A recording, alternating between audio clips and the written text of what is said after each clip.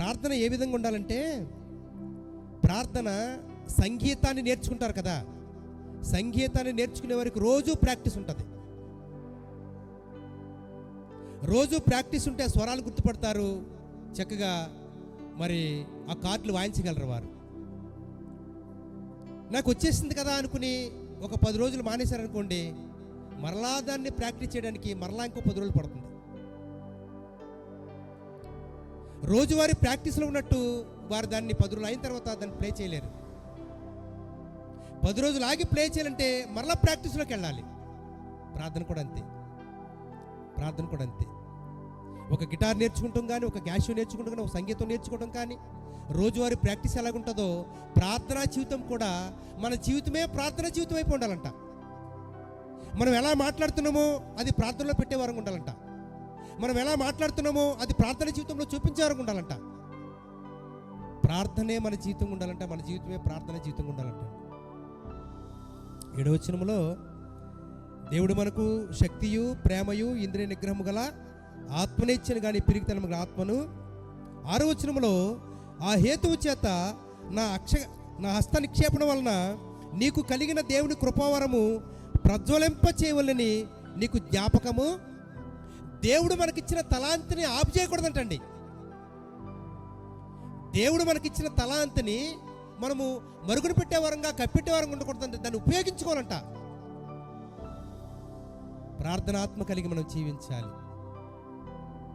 ఎందుకంటే ప్రార్థన ద్వారానే లోకాన్ని జయించగలం, ప్రార్థన ద్వారానే సాతాను జయించగలం, ప్రార్థన ద్వారానే గొప్ప కార్యాలు మనం పొందగలం,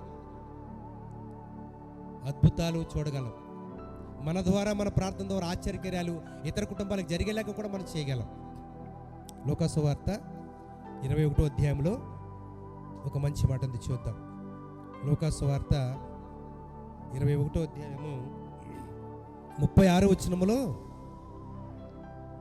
కాబట్టి జరగబోవు వీటి నెలను తప్పించుకొని మనుష్య కుమారుని ఎదుట నిలవబడుటకు శక్తి గలవారమగునట్లు ఎల్లప్పుడూ ప్రార్థన చేయొచ్చు మెలకువగా ఉండుడని చెప్పాను. ప్రియులారా, ప్రభువైనటువంటి యేసుక్రీస్తు వారే మనం శక్తిమంతులముగా దేవుని దగ్గర నిలబడాలంటే, దేవుడు మనకిచ్చిన ఆయుష్ కాలంలో, అంటే రోజువారీ లెక్కేసుకుంటే 24 గంటలు, 24 గంటలు మనం ఎన్ని చేస్తున్నామో ఒకసారి మనం ఓ పేపర్ తీసుకుని పెన్ తీసుకుని రాసుకుందాం. నేనేం చేశాను, ఉదయం లేచిన దగ్గర నుండి మనకి ఇంటి దగ్గర పని ఉంటుంది, లేక వ్యాపార నిమిత్తం పని ఉంటుంది, ఉద్యోగ నిమిత్తం పని ఉంటుంది, లేక వ్యక్తిగత పనులు ఉంటాయి. వీటన్నిటికీ ఎంత సమయాన్ని ఇస్తున్నామో మనం రాసుకుందాం. దేవునికి ఎంత సమయాన్ని ఇస్తున్నాను అది ప్రశ్న వేసుకోండి. అప్పుడు మనం దేవునికి ఎంత సమయాన్ని ఇస్తున్నామో మనం మెలకు కలిగి ఉండాలి. ఎందుకంటే ఈ భూలోకంలో కొంతకాలమే మనం జీవిస్తాం. మేబీ ఒక 100 సంవత్సరాలు, లేకపోతే ఒక 120 సంవత్సరాలు జీవిస్తాం. తర్వాత యుగ యుగాలు, కోటాను కోట్ల సంవత్సరాలు దేవుని దగ్గరే జీవించాలి. అంటే ఎక్కువ సమయం ఎవరికి ఇవ్వాలి? దేవునికి ఇవ్వాలి. ఈ భూలోకంలో జీవించే జీవితము తాత్కాలికమైంది. ఈ తాత్కాలికమైన జీవితానికి ఎక్కువ సమయం మనం కేటాయిస్తున్నాము. కానీ యుగ యుగాలు ఉండేటటువంటి శాశ్వతమైన జీవితానికి తక్కువ సమయాన్ని కేటాయిస్తున్నాము. మనల్ని మనం ప్రశ్న వేసుకోవాలి, మనం దేవునికి అప్పగించుకోవాలి. ప్రియులారా, ఓ స్త్రీ తనకి జాబ్ వచ్చిందంట. జాబ్ వస్తే వివాహం అయింది, 4 పిల్లలు ఉన్నారు, భర్త కూడా జాబ్ చేసుకుంటున్నాడు. అయితే ప్రార్థించుకోవడానికి, మోకరించి ప్రార్థన చేసుకోవడానికి సమయం లేకుండా ఉంటుందంట. అప్పుడు ఆమె వంటగదిలో వంట చేస్తున్నప్పుడే ప్రార్థన చేసుకుంటుందంట, అంట్లు తోమినప్పుడే ప్రార్థన చేసుకుంటుందంట. ఆ యొక్క కంపెనీ బస్సు తను తీసుకెళ్తున్నప్పుడే ప్రార్థన చేసుకునేదంట. తర్వాత ఒక కోర్స్ అయిన తర్వాత, లేకపోతే ఒక యూనిట్ అయిన తర్వాత, అంటే 2 గంటలకు 3 గంటలకు ఓ ప్రోగ్రామ్ అని చెప్తారు, అది అయిపోయిన తర్వాత వెంటనే ప్రభువా ఈ కార్యక్రమాన్ని ముగించినందుకు నీకు వందనాలు, చిన్న ప్రార్థన చేసుకునేదంట. అంటే ప్రతి విషయంలో కూడా సమయం లేనప్పుడు కూడా ఎక్కువ సమయం దేవునికి ఇవ్వడానికి చూసేదంట. తర్వాత తన గదిలో, కిచెన్ రూమ్లో నువ్వు ప్రార్థన చేయాలి, బాత్రూంలో నువ్వు ప్రార్థన చేయాలి, తర్వాత పడుకునే గదిలో నువ్వు ప్రార్థన చేయాలి, హాల్లో నువ్వు ప్రార్థన చేయాలని పేపర్ అంటించుకుందంట. అవి చూడగానే అంటే మనలో రగులుతుంది అనమాట. నేను ప్రార్థించాలి, నేను ప్రార్థించాలి, నేను ప్రార్థించాలి, నేను ప్రార్థించాలి. మనలో రగిలే ఆత్మ కావాలంటండి. మనల్ని మనం హెచ్చరించుకోవాలంట. ఎవరు మనల్ని హెచ్చరించరు. ఓకే, ఎవరిని హెచ్చరించినా మనకు కాదే అనుకుంటాం మనం. కానీ మన ఆత్మ మనల్ని హెచ్చరించాలంట. మన ఆత్మ మనల్ని రగిలించాలంట. ప్రార్థనాత్మతో నింపబడాలంటండి. ప్రార్థనాత్మతో నింపబడాలంట.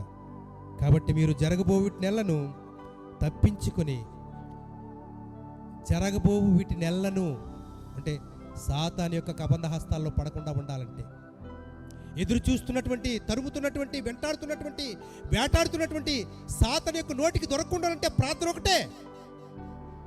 ప్రార్థన శక్తి మాత్రమే దాన్ని జయించగలదు. ప్రార్థన జీవితం మాత్రమే వీరత్వాన్ని చూపిస్తుంది. మనం ఎప్పుడైతే ప్రార్థన చేసామో విలవిల్లాడి వెళ్ళిపోతాడంట. విలవిల్లాడి వెళ్ళిపోతాడంట.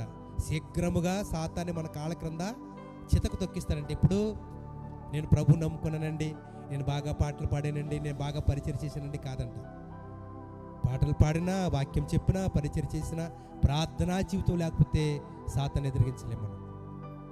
యేసుప్రభు వారు కూడా ఆయన ప్రార్థిస్తున్నప్పుడు సాతాను చాలా శోధించాడు. తండ్రితో మాట్లాడకుండా ఉండటానికి, తండ్రి సంగతులు దేవునికి వినపడకుండా ఉండడానికి చాలా ఆటంకాలు కలిగించాడు.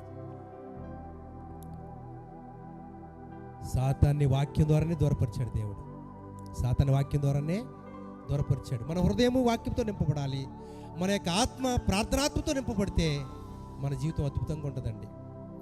యేసుప్రభు వారు శిష్యులతో ఒక మాట అంటారండి, ఒక్క గడి అయినా మేల్కొని ఉండలేరా అంటాడండి. ఒక్క గడియ ఏంటండి? ఒక్క గడియ కూడా మేల్కొని ఉండలేరా? ఎవరి గురించి అన్నాడు? వారి గురించే. రాబోయే శ్రమల గురించి, రాబోయే విపత్తు గురించి. వారు ఎలా నిలబడి తట్టుకోవాలి, వారు ఎలా సాధించాలి, వారు ఎలా నిలబడాలి, నలుగురికి లేకపోతే ప్రజలకి, సమాజానికి, సంఘానికి, సమాజ మందిరాలకి ఎలా మాదిరికరంగా ఉండాలి వారు తెలుసుకోవాలంటే వారు ప్రార్థనా జీవితంలో గడపాలి. 91వ కీర్తనలో ఓ మంచి మాట ఉంది, చూద్దాం. 39 కీర్తనలు, కీర్తన 39 3వ వచనం. నా గుండె నాలో మండుచుండెను, నేను ధ్యానించుచుండగా మంట పుట్టెను.